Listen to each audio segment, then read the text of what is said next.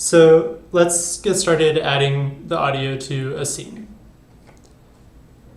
So the first thing that you'll want to do is come to the downloads page on Impulsonic's website. And what you'll see is, if you scroll down a little bit, you'll see this plugin for UE4. And you want to go on and download the zip file. So I've already done that and unzipped it. So let me close this up. Okay, I've already unzipped it over here. So let me open that up.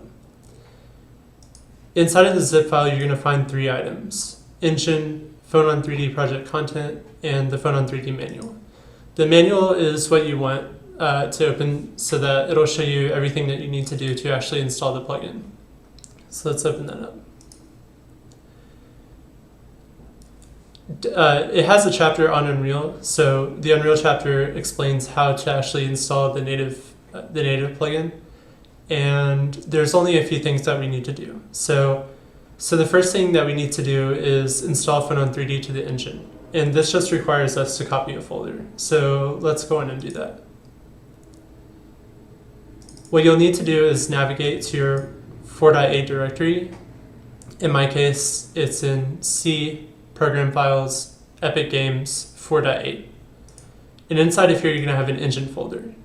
And what you want to do is copy the engine folder found in our zip file over into your 4.8 directory.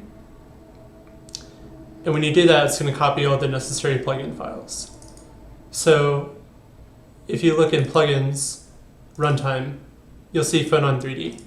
And it has all the necessary files there. So the plugin should be installed.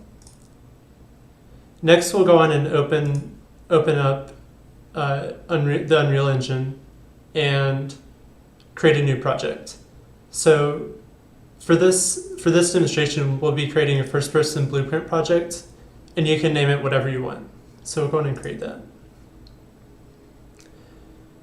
If you look back at the manual, the only other thing that we need to do before we can actually begin spatializing our sources is enable Phonon 3D for your project.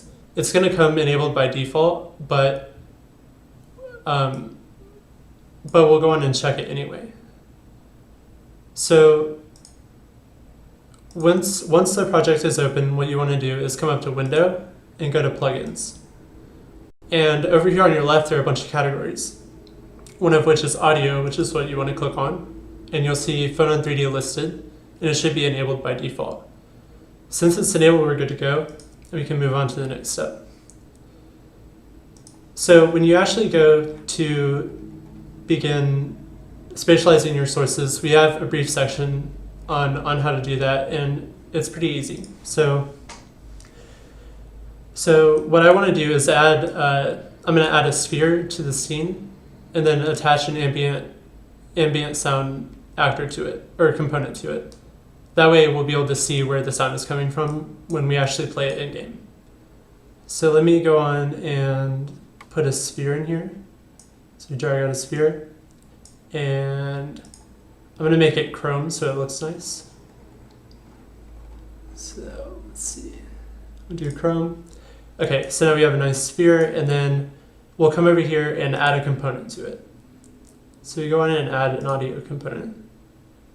And let's choose a sound. So for this, I'll just do fire.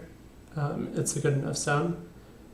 So when you actually go to spatialize your source, you want to come down to the attenuation section, and you'll notice allow spatialization is checked.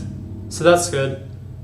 You want to check override attenuation and expand attenuation override.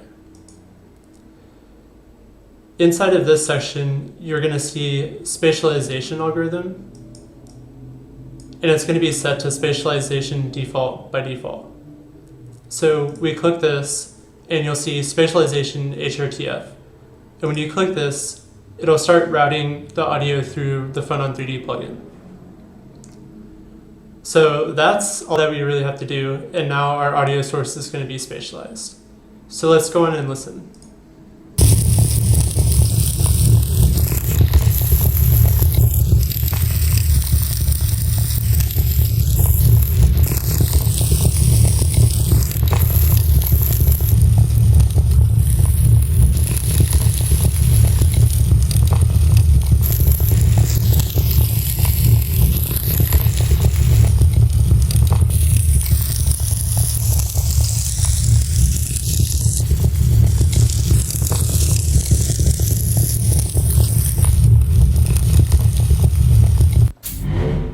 Okay, so that's pretty neat. The other thing that we want to do is compare that with panning to see how it sounds different. One of the things that 3D audio is going to give you, you'll notice that I looked left to right, and then I looked up and down, and then I turned around so that I heard it from behind. It'll give you a better sense of up and down than you're going to see with panning. So let's go ahead and click over here and turn it back to default, and then that's going to use the panning algorithm. So let's go ahead and play it again.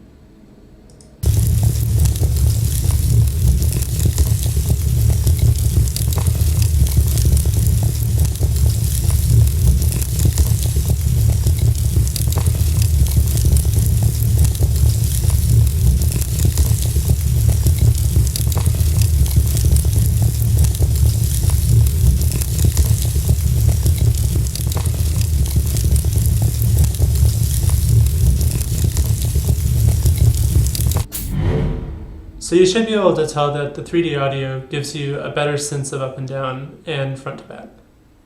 So that's cool. So that's all that you have to do to get our plugin working in your game and start spatializing sounds.